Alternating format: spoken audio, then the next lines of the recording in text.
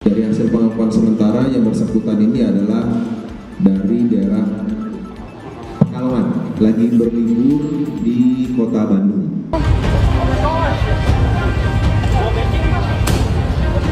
Seorang pria dikepung warga karena diduga menjual emas palsu seberat 7 gram dengan nilai 5 juta rupiah. Saat hendak ditangkap, salah satu pelaku sempat melepaskan tembakan ke arah warga, hingga akhirnya bisa dilumpuhkan. Pelaku dikejar warga usai menipu sebuah toko emas. Dia dan sang istri menjual emas di pinggiran Jalan Sukagali, Kota Bandung. Jadi ini masih karena kejadian baru kemarin. Dari hasil pengakuan sementara yang bersangkutan ini adalah dari daerah Pekalongan, lagi berlibur di kota Bandung. Menginap, dia berusaha menjual emas tersebut yang ternyata emas itu adalah palsu. Ya istrinya memang kan istrinya tidak mengetahui bahwa itu emas palsu atau tidak. Hanya disuruh suaminya kalau dong jualin gitu seperti itu. Usai ditangkap, pelaku langsung diserahkan ke Polrestabes Bandung. Pelaku dijerat pasal penipuan, penganiayaan, serta undang-undang darurat terkait kepemilikan senjata tanpa izin. Atas nama inisial AY, ini warga dari Kabupaten Pekalongan dan berlibur di Kota Bandung sudah 3 hari, kemudian kehabisan ongkos dan punya keinginan untuk menjual sebuah liontin yang beratnya kurang lebih 7 gram. Jadi pelaku ini menjual liontin kepada pedagang emas yang ada di trotoar di Jalan Sukajadi. Kemudian terjadi transaksi. Pada saat dicek pertama oleh korban, yaitu penjual emas atas nama Engkin, pertama dicek tidak ada masalah, kemudian kedua dicek tidak ada masalah. Nah, kemudian terjadi transaksi dari penawaran 7 juta oleh pelaku ditawar oleh korban sehingga sepakat dengan nilai nominal 5 juta. Dilakukanlah transaksi pembayaran 5 juta oleh korban kepada pelaku. Pada saat selesai transaksi, kemudian korban penasaran mengecek kembali kondisi liontin emas tersebut. Ternyata pada saat dicek bukan emas. Kemudian korban mengejar pelaku dan pelaku bisa dikejar oleh korban. Pada saat cekcok mulut, korban meminta uang yang 5 juta kepada pelaku. Pelaku mengeluarkan senpi senjata airsoft gun dan menembak korban sebanyak 5 kali.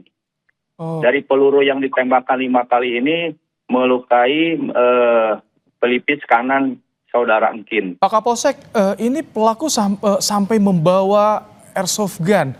Dari Pekalongan ke Bandung membawa airsoft gun, kemudian juga kita lihat itu dari mana airsoft gunnya. Kemudian ada jaket ojek online juga itu. Ya, jadi pelaku membawa senjata soft gun ini masih kita dalami apa motifnya. Kalau pengakuan dari pelaku sementara ini adalah berlibur ke kota Bandung. Ya, tapi berlibur membawa senjata soft gun ini kita dalami lagi motifnya. Kemudian mengenakan pakaian ojek ini, pelaku ini membeli dengan secara online. Jadi pelaku ini bukan komunitas dari ojek. Ya, jadi memang sengaja membeli dari online jaket ojek tersebut. Ya, makanya mungkin jadi sepertinya ini seperti sebuah perencanaan. Dia mampu juga membeli jaket ojek online, membawa juga senjata ke kota Bandung. Ini akan diperiksa terus, termasuk istri pelaku juga diperiksa, Pak? Ya, jadi kita dalami lagi motif pelaku. Untuk sementara ini pelaku ini berlibur ke Bandung. Namun kita dalami pengakuan daripada pelaku ini. Dan dari pelaku ini kita sudah selesai melaksanakan pemeriksaan, maka kita kenakan juga pasal, ada 3 pasal yang kita terapkan kepada pelaku, yaitu pasal 378, penipuan, kemudian juga karena melukai saudara Engkin, korban, dengan senjata soft gun ini kita terapkan juga dengan pasal 351 KUHP, dan pasal terakhir yaitu Undang-Undang Darurat RI nomor 12 tahun 1951 memiliki senjata api tanpa izin, ancamannya bisa 20 tahun.